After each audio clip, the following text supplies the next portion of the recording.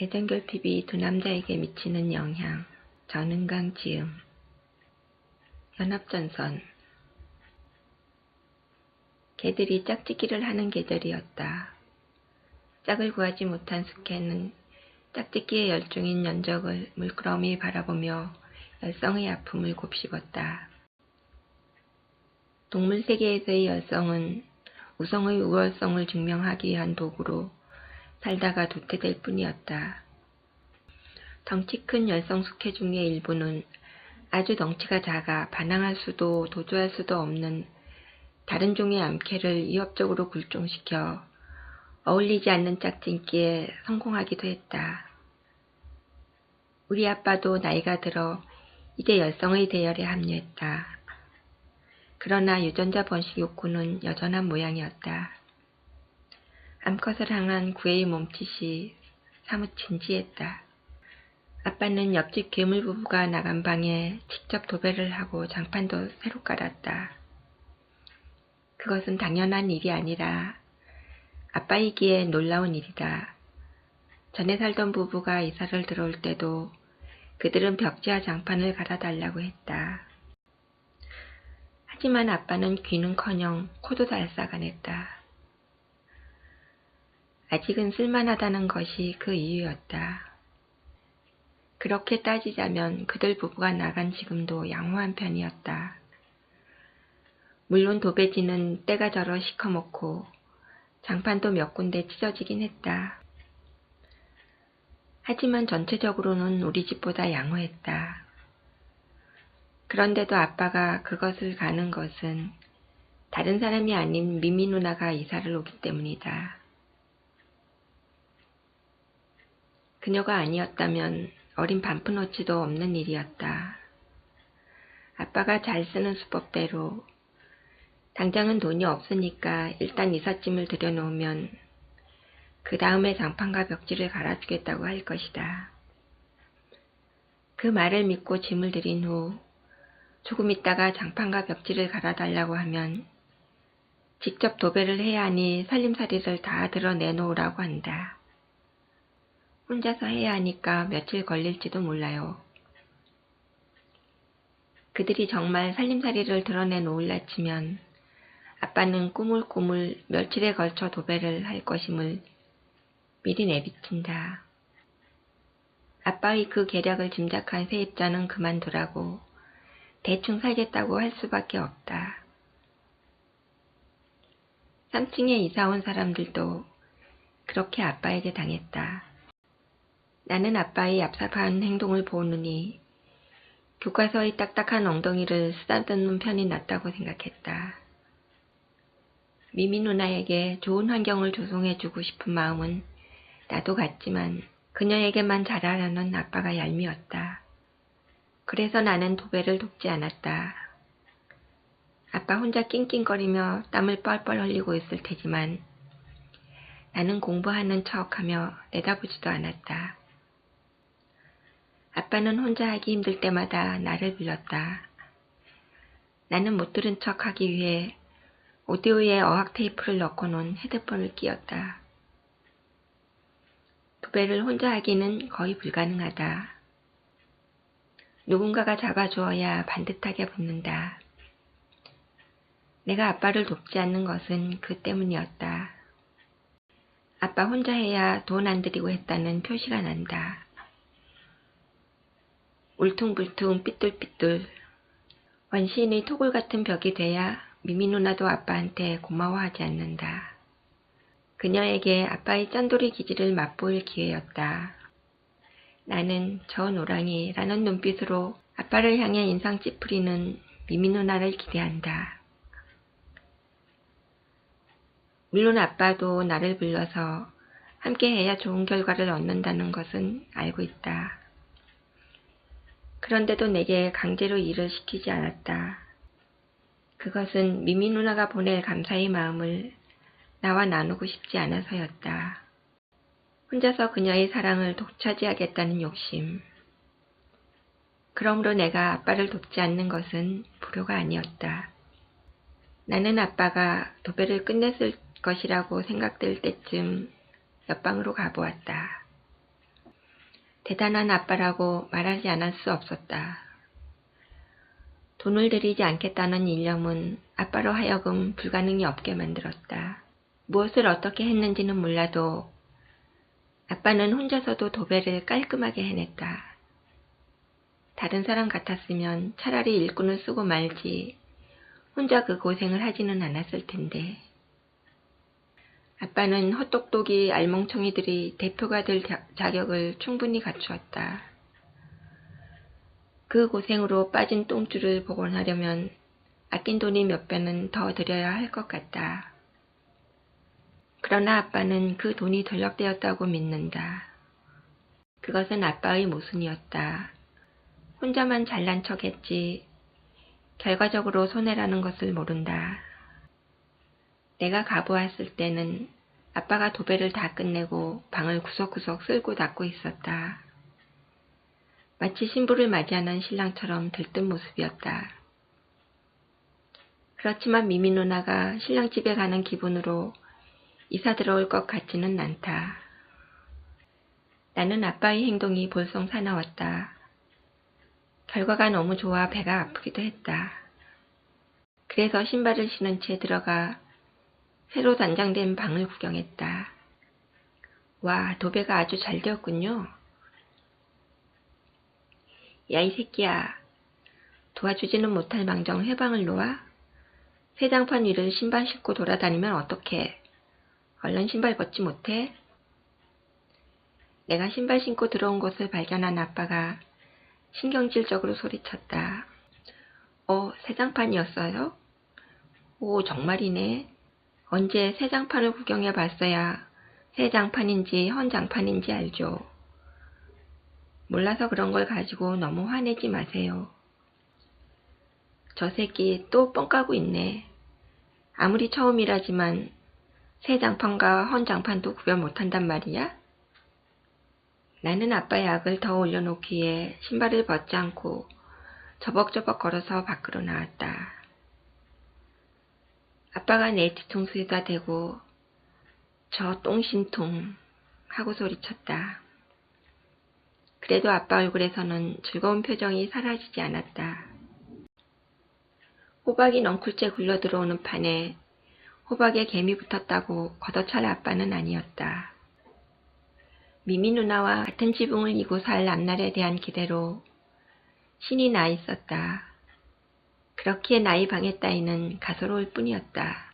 그러나 미미 누나는 헛된 꿈에 부푼 아빠의 희망을 바늘 하나로 간단히 사망시켰다.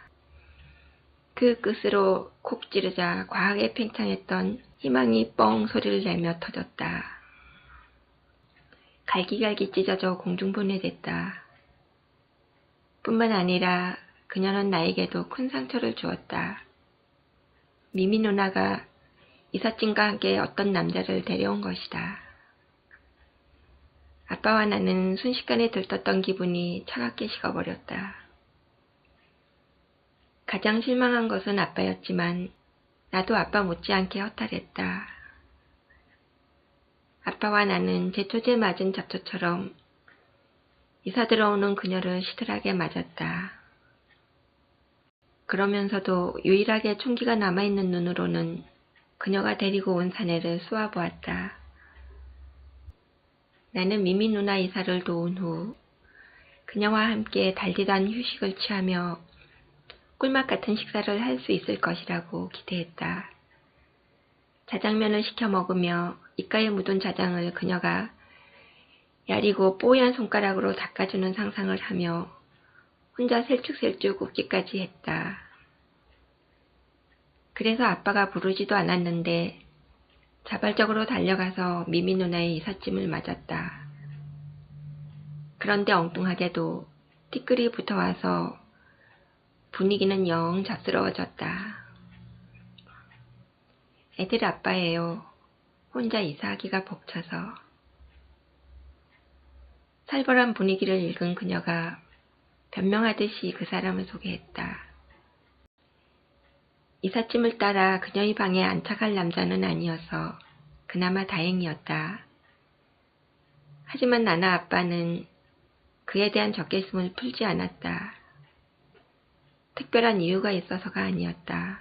그것은 그녀의 독립된 사랑을 쟁취하기 위한 수거끼리의 본능적인 경쟁이었다.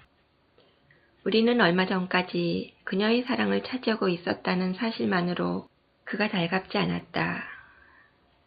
나와 아빠는 나란히 서서 무뚝뚝하게 안녕하세요 라고 그에게 인사했다. 그도 우리 표정이 딱딱해서인지 악수를 청하지 않고 예 안녕하세요 라고만 했다. 짐은 많지 않았다. 작은 옷장과 이불장 하나씩에 냉장고와 세탁기 정도가 눈에 띄는 큰 물건이었다. 1톤 영업용 트럭 한 대 달랑 싣고 왔다. 그러나 사다리차를 부르지 않아서 이사는 쉽지 않았다. 그녀는 사다리차를 부르려고 했지만 아빠가 말렸다. 아빠는 사다리차가 없어도 될 만큼 도울 것이니 걱정 말라고 했다. 그래서 일단 길바닥에 짐을 다 내려놓고 다시 하나씩 들어서 2층까지 올려야 했다. 아빠의 짠돌이 기질 때문에 나까지 생고생했다. 아빠는 미미 누나와 함께 일하는 즐거움을 만끽하려고 사다리차를 부르지 말라고 했을 것이다. 정 힘들면 이웃사람의 도움받으면 될 것이라고 생각했을 것이다. 하지만 그건 오산이었다.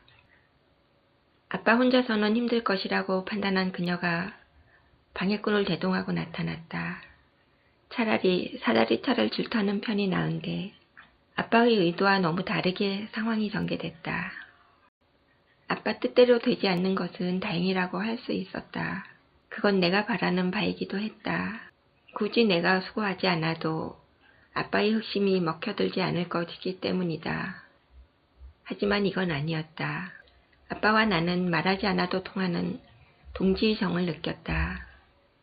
싸울 때 싸우더라도 외적을 물리치는 데는 일단 힘을 합치기로 무언의 합의를 보았다. 그래서 미미 누나의 전남편을 따돌렸다. 아빠와 나는 이불장을 맞들어서 올렸다. 다음에는 옷장과 세탁기를 들어서 올렸다. 냉장고를 나를 때는 덩치 큰 물건을 나르는데 일조하지 못한 그 사람이 도우려고 달려들었다. 아빠와 나 둘이서 들어올리기에는 벅찬 물건이었다. 어차피 누군가의 도움을 받긴 해야 할 상황이었다. 그래서 우리는 그 사람의 합류를 사양하지 않았다. 아빠와 나에게는 오랫동안 사용해온 텔레파시가 있었다. 눈치로 불리는 그것을 이용해 서로의 속마음을 교환했다. 그래서 지금 티끌 제거를 하자는데 합의를 봤다. 나는 냉장고 위쪽을 들고 앞서 계단을 오르다가 손이 미끄러진 척하며 왼손을 놓아버렸다. 때를 맞춰 뒤에서 들고 오던 아빠도 냉장고가 부서지지 않을 높이로 낮춰서 손을 놓았다. 때문에 아빠 옆에 섰던 미미 누나 전 남편이 혼자 힘으로 냉장고가 구르지 않도록 자꾸 버텨야 했다. 그 과정에서 그 사람의 왼쪽 새끼손가락이 냉장고와 난간 사이에 끼었다. 아야! 그 사람이 비명을 질렀다. 힘 좀 써, 임마. 아빠는 나를 핀잔주면서도 얼굴에 미소를 머금고 있었다. 아빠가 제대로 밀지 않으니까 그렇죠. 나는 그나마 냉장고를 잡고 있던 오른손까지 놓아버렸다. 아빠와 말다툼을 하며 책임을 전가시켰다. 그러는 동안에도 착하고 믿음직한 냉장고는 미미 누나 전 남편의 새끼손가락을 꾹꾹 눌러서 다져주고 있었다. 우리는 그것을 알면서도 서로 책임 다툼을 하는 척 냉장고를 바로잡지 않았다. 이것부터 좀 어떻게 해봐요. 고통을 호소하던 그 사람이 우리를 향해 소리쳤다. 이런 손가락이 끼었어요? 많이 아프겠군요. 아빠는 냉장고 바로잡을 생각은 않고 그 사람이 끼인 손가락을 살피며 시간을 더 보냈다. 구경만 하지 말고 냉장고부터 젖혀봐요. 그 사람이 짜증을 부렸다. 그제야 아빠와 나는 냉장고를 바로 세워 그의 손가락을 빼게 했다.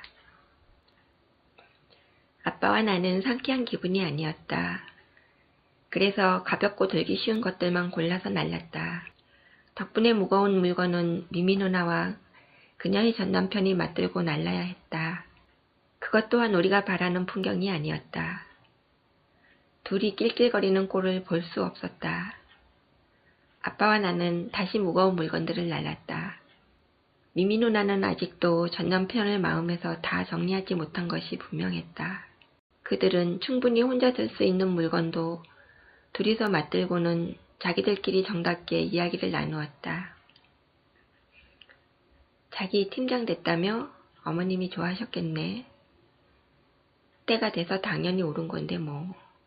축하잔치는 했어? 어머님 모시고 아이들과 함께 양평에 가서 외식하고 왔어. 당신이 빠져 허전하더라. 그러다가 가끔 그녀는 자기 손가락 정말 괜찮아?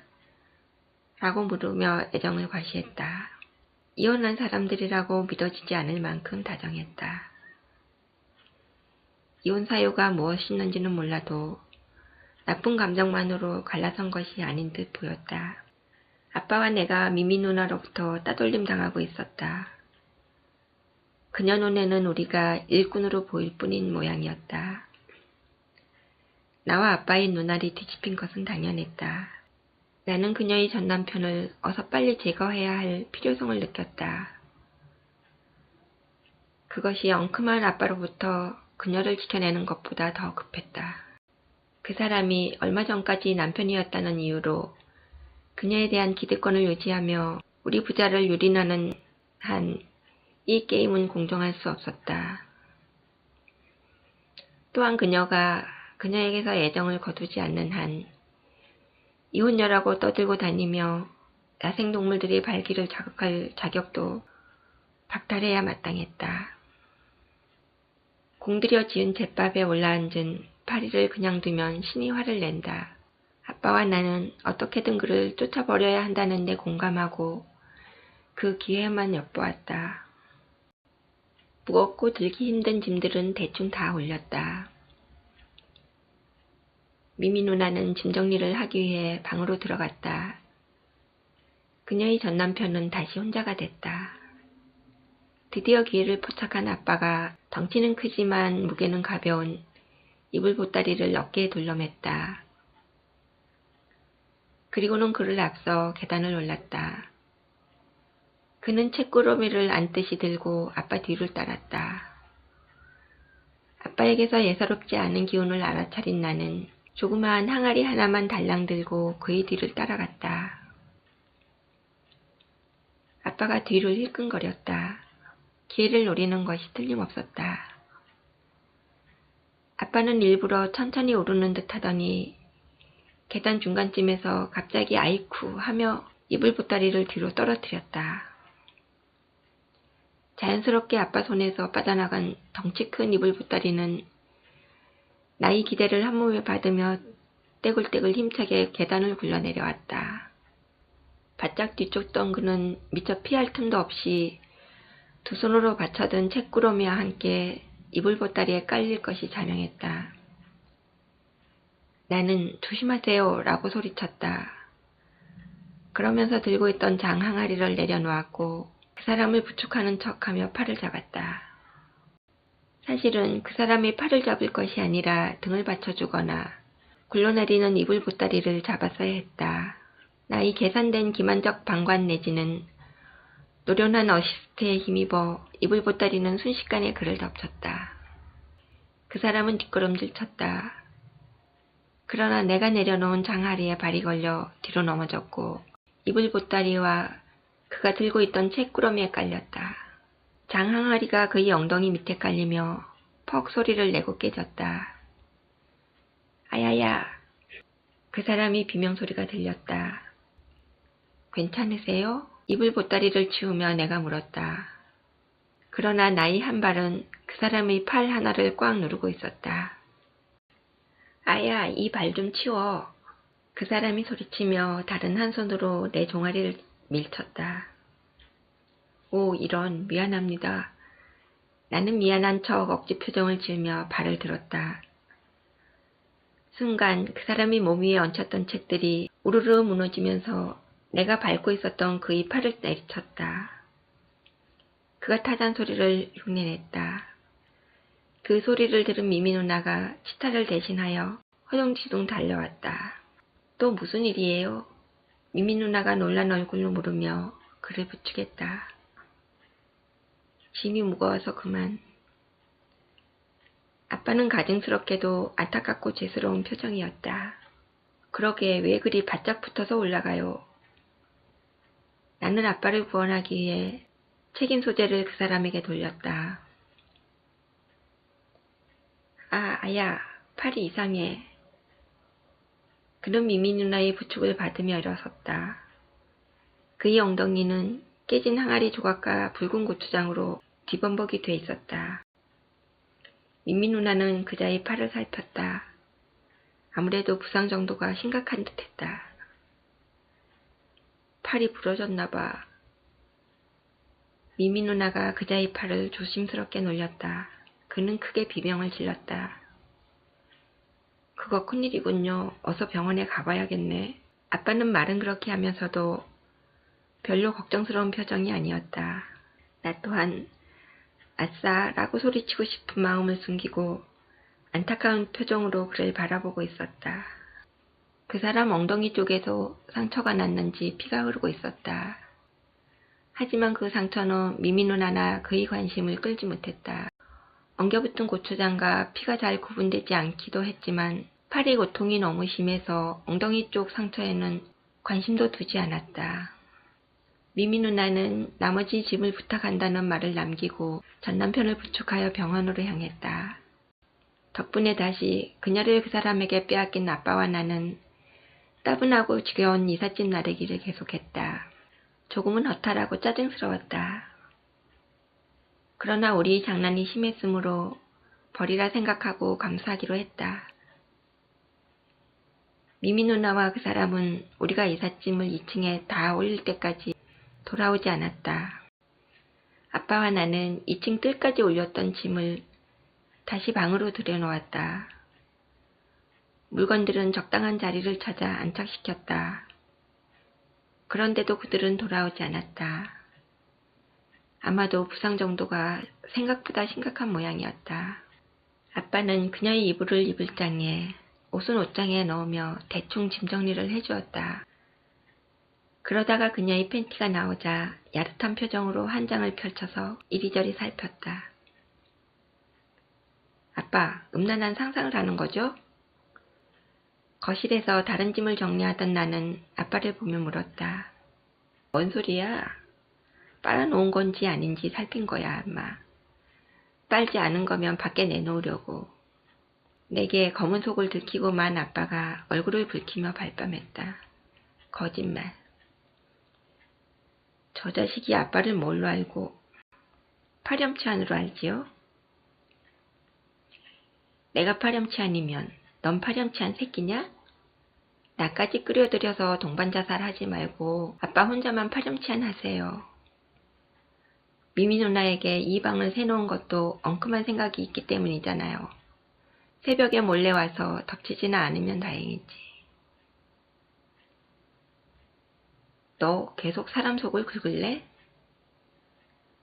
긁어주면 속 시원해서 좋겠네요. 좀 더 세게 긁을까요? 이 나쁜 새끼. 아빠는 하던 일을 중단하고 몸을 벌떡 일으켰다. 한 대 때릴 태세였다. 아무리 잘못이 있더라도 파렴치한에게 가만히 앉아서 맞으면 바보 소리를 듣게 된다. 나는 얼른 몸을 피해 밖으로 달아났다. 아까 이불 보따리 떨어뜨린 것도 일부러 그랬다는 거 내가 모를 줄 알아요? 현관 밖에 서서 내가 소리쳤다. 그건 정말 오해야, 임마. 손가락 힘이 모자라서 보따리가 저절로 빠져나간 거지. 거실까지 쫓아왔던 아빠가 뜰에서 나를 향해 결백을 주장했다. 또 거짓말한다. 속 검은 것만 본다면 오골개랑 맞먹는다니까? 더욱 약이 오른 아빠는 미미 누나의 이삿짐에서 파리채를 꺼내 들고 나를 쫓아왔다. 나는 맨발로 뛰어서 우리 집으로 달아났고 현관문을 안에서 잠가버렸다. 문 안 열어? 이 새끼 잡히면 죽는다. 아빠가 주먹으로 문을 쾅쾅 두드리며 소리쳤다. 날 때리면 아빠가 일부러 그 사람을 다치게 했다는 거 미미 누나에게 다 일러버릴 거예요. 너도 아까 일부러 냉장고 떨어뜨렸잖아 임마. 그거야말로 손에 힘이 빠져서 저절로 미끄러진 거였어요. 그때는 아빠도 같이 떨어뜨렸잖아요. 그럼 그놈 팔 밟은 것은 일부러 그런 게 아니고? 원래는 팔이 다치지 않고 멀쩡했는데 내 놈이 밟아서 그렇게 된 거야 임마. 그때 미미 누나가 그 사람과 함께 돌아오고 있는 듯 아래층 쪽에서 말소리와 발소리가 들렸다. 일단 휴전이다. 이따가 보자 나쁜 새끼. 나지막하게 말한 아빠는 시침을 떼고서 그녀의 방으로 돌아갔다. 나도 시침을 떼고서 문을 열고 밖으로 나갔다. 계단을 올라오던 미미 누나와 눈이 딱 마주쳤다. 많이 다치셨대요? 나는 걱정하는 척하며 능청스럽게 물었다. 하지만 속에서는 삐질삐질 웃음이 흘러나오려 했다. 뼈에 금이 갔대. 그녀의 뒤에는 오른팔을 깁스한 그 사람이 서 있었다. 엉덩이 쪽에도 붕대를 감았는지 아직도 고추장 흔적이 뚜렷이 남은 바지가 두툼하게 부풀어 있었다. 그 때문에 어기적 오리처럼 엉덩이를 뒤뚱거리며 걸었다. 그 모습을 본 나는 삐어져 나오는 웃음을 참기가 무척 힘들었다. 엉덩이를 통째 붕대로 감쌌으면 물리를 어떻게 볼까 궁금했다. 오셨군요. 아, 이거 미안해서 어쩌죠? 이사 돕는다고 하다가 멀쩡한 사람 팔을 다치게 했으니. 아빠가 그녀의 방에서 나오며 걱정하는 척 했다. 일부러 그런 것도 아닌데요, 뭐. 그나마 뼈에 금만 가고 인대는 이상이 없다니 다행이지 뭐예요. 미미 누나가 말했다. 그러나 그 사람의 눈은 아빠를 쏘아보는 듯 했다. 아빠의 고의성을 의심하는 눈치였다. 손에 땀이 나서 이불 보따리가 미끄러졌나 봐요. 내가 아빠를 위해 변명했다. 실수이기는 했지만 정말 미안합니다. 아빠가 다시 그 사람에게 사과했다. 정말 실수였어요? 그 사람이 불쾌하다는 눈빛으로 아빠에게 물었다. 무슨 말을 그렇게 해요? 그럼 일부러 짐을 떨어뜨리게도 했단 말이에요? 그러게 누가 힘도 별로 없는 아빠들을 그렇게 바짝 쫓아서 가래요? 공동의 적인 그 사람을 배척하기 위해 내가 쏘아붙였다. 하지만 발끈한 것은 그 사람이 아니라 아빠였다. 내가 왜 힘이 없어 임마. 손이 땀이 나서 그랬을 뿐이야. 아빠는 미미 누나 앞에서 자신의 젊음을 가시하고 싶었을 것이다. 짐 내려놓고 손에 난 땀 닦을 정도의 힘도 없었잖아요. 나는 아빠도 적당히 견제해야 한다는 생각에 지지 않고 대들었다. 그래, 넌 힘 많아서 좋겠다, 임마. 그 남아도는 힘으로 무거운 것 좀 들지. 달랑 장단지 하나 들고 알짱거리다가 넘어지는 사람도 피하지 못하고 박살냈냐? 내가 박살냈나요? 저 아저씨 넘어지는 거 잡으려고 내려놓은 거였어요. 그렇게 힘이 많다면서 넘어지는 사람 하나 못 잡아서 저렇게 되도록 만들었냐? 아빠를 위해 변명하다가 나온 말 가지고 계속 트집 잡으면 나도 더 참을 수 없어요.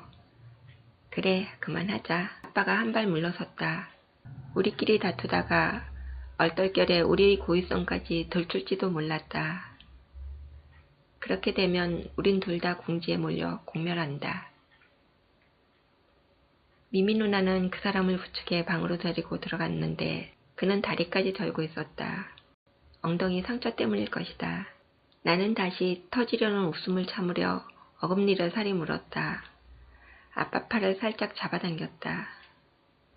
아빠, 저 사람 절룩거리는 거 보이죠?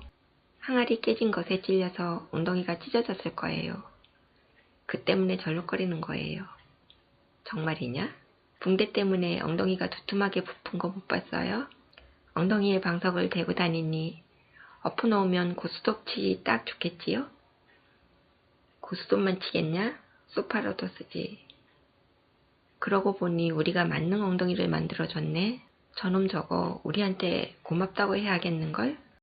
아빠 얼굴에 살며시 미소가 피어오르는가 싶더니 급히 계단을 뛰어내려갔다. 아빠는 아래층 민트가 사용하는 화장실로 뛰어들어갔다. 쿡쿡쿡 낄낄낄 억누른 웃음을 흘렸다. 나도 화장실 입구로 따라가서 한참 동안 아빠처럼 웃었다. 후후, 그럼 저놈은 한동안 똥도 못 싸겠구나.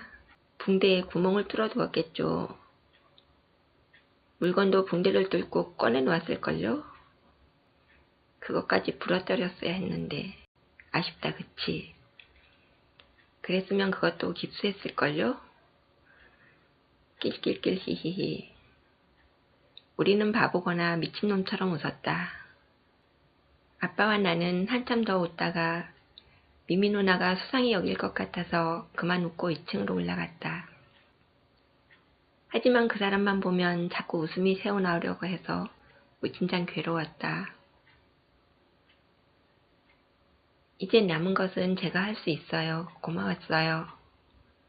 미미 누나는 이사하느라 고생한 아빠와 내게 점심 한 끼도 대접하지 않을 모양이었다. 고마웠다는 말 한마디로 아빠와 나를 쫓아버리려고 했다. 당연히 아빠와 나는 배신감을 느꼈다. 죽수어서 개를 줄 상황에 처한 우리는 중어에 불타는 눈빛으로 그녀의 전남편을 쏘아보았다. 팔을 못 쓰는 그 사람은 엉덩이마저 다친 탓에 앉지도 못하는 모양이었다. 안방에 모로 누워 있었다. 끙끙 앓는 소리까지 내면서 엄살을 부렸다. 미미 누나의 모성애를 자극하려는 가증스러운 행위였다. 미미 누나는 전 남편을 편하게 해주기 위해 우리를 보내려는 것 같았다. 그렇다고 호락호락 물러날 우리가 아니었다. 아빠와 나는 자청해서 냉장고 자리를 바로잡았고 전기 코드를 꽂았다. 하다가만 텔레비전 설치도 마저 했다. 그리고 여기저기 흩어진 쓰레기를 치우고 뒷정리를 도왔다. 이제 정말 됐어요. 남은 것은 제가 다 할 수 있으니 그만 가서 일 보세요. 그녀는 아빠와 내 등을 떠밀다시피 밖으로 내쫓았다. 아빠와 나는 결국 더 머물 이유를 찾지 못하고 쫓겨났다. 우리는 2층 뜰에 서서 머쓱한 표정으로 그녀의 집을 한참 동안 바라보았다. 미미 누나는 민트의 문을 열지 않았다. 이사 첫날이라 피곤했기 때문인 듯 했다. 그런데 그녀의 전남편은 밤이 되었음에도 집으로 돌아가지 않고 있었다. 그 둘은 무엇을 하는지 문까지 닫아 걸고 있었다. 너무 조용해서 사람의 움직임이 느껴지지 않았다. 아빠는 선녀의 날개옷을 찜해놓은 나무꾼처럼 안절부절 못했다. 몇 번이나 현관을 들락거렸다. 다른 볼 일이 있는 척했지만 사실은 그녀의 방을 기웃거리고 있었다. 남녀가 단둘이 문 닫고 할 수 있는 일이 그다지 많다고 할 수 없었기 때문이다. 나도 내 방에서 그녀의 방 쪽 벽에 귀를 대고 저편의 소리에 귀를 기울였다. 가끔 그자가 내는 앓는 소리 외에는 별다른 소리가 들리지 않았다. 조용할 때는 이불 바스락거리는 소리까지 들을 수 있는 허술한 방음에도 별다른 소음이 없었다. 그것으로 보아 잠에 골아 떨어졌을지도 몰랐다. 하지만 잠시 후 나는 아니라고 고개를 가로저었다. 갑자기 하고 미미 누나가 시름소리를 냈다. 요염한 것으로 보아 어디가 아파서 내는 소리는 아니었다. 그렇다면 나도 모르게 아프도록 입술을 물어뜯었다. 혀끝에 알싸한 맛이 느껴졌다. 아마도 피가 났을 것이다. 생각해보면 그럴 자격도 없는데 나는 그들로부터 상처받고 있었다.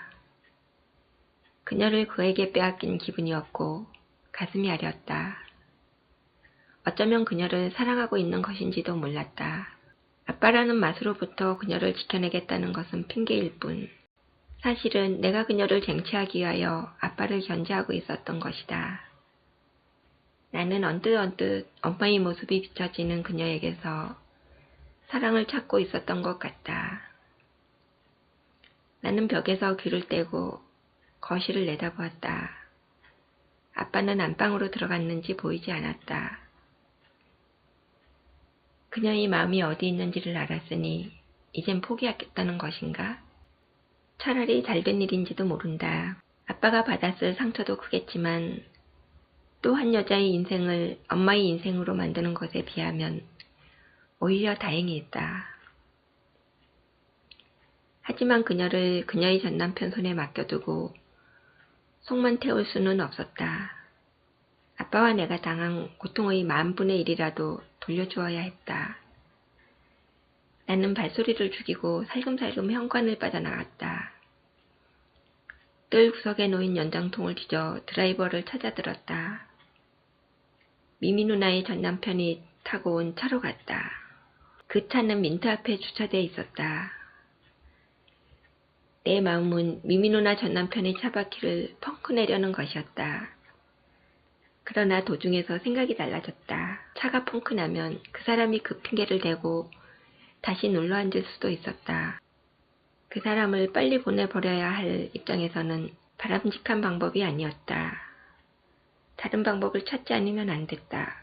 나는 무슨 방법으로 그 사람을 골탕 먹일까를 궁리하며 차가 있는 곳으로 다가가고 있었다. 그런데 차 앞까지 가서 뜻하지 않은 사람과 마주쳤다. 바로 아빠였다. 아빠는 차 옆에 웅크리고 앉아 무엇인가를 하다가 내가 다가오는 발자국 소리를 듣고는 수수라치게 놀라며 벌떡 일어섰다. 아빠, 거기서 뭐 하세요? 내가 속삭여 물으며 다가갔다. 그런 게 있다. 차 펑크 내셨어요? 내 IQ가 도구 수준인 줄 아냐? 헉, 내 머리가 강아지 수준이라고 비웃은 거죠? 내가 항의트로 말했다. 아빠는 그제야 내 손에 드라이브가 들린 것을 보았다. 너는 펑크를 내려고 했구나. 도구하고 친구해도 되겠다. 나도 그건 적당치 않은 방법인 것 같아서 다른 방법을 찾고 있었어요. 비굴하게 변명하지 말고 그냥 도구랑 친구해라. 그러죠 뭐. 그런데 아빠는 무슨 방법을 썼어요?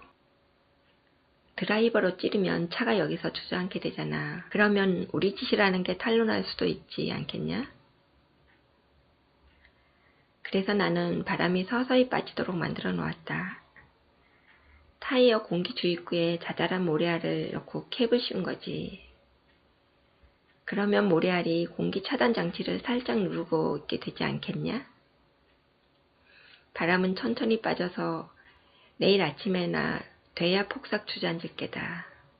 좋은 방법이군요. 그런데 아빠, 저자는 팔을 다쳤는데 운전을 할 수 있을까요? 갑자기 생각나서 내가 물었다.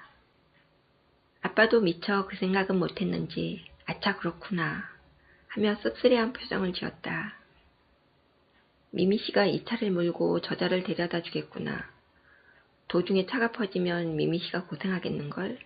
어쩌지? 다시 모래알을 뺄까?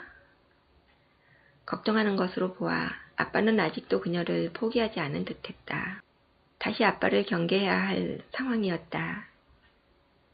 하지만 동병상련의 심정으로 나는 일단 그것을 묵과하기로 했다. 그럴 건 뭐 있어요? 그냥 두죠. 어차피 미미 누나도 우릴 배신했잖아요. 그러니 그 정도 고생은 해도 싸요. 그렇지? 아빠도 공감하며 고개를 끄덕였다. 우리는 누가 본 사람은 없는지 주변을 두리번거렸다. 발소리를 죽이고 집으로 돌아왔다. 침대에 누웠지만 잠이 오지 않았다. 그녀 방에서 들려오는 부스럭거리는 소리가 곤두선 내 신경을 더욱 자극했기 때문이다.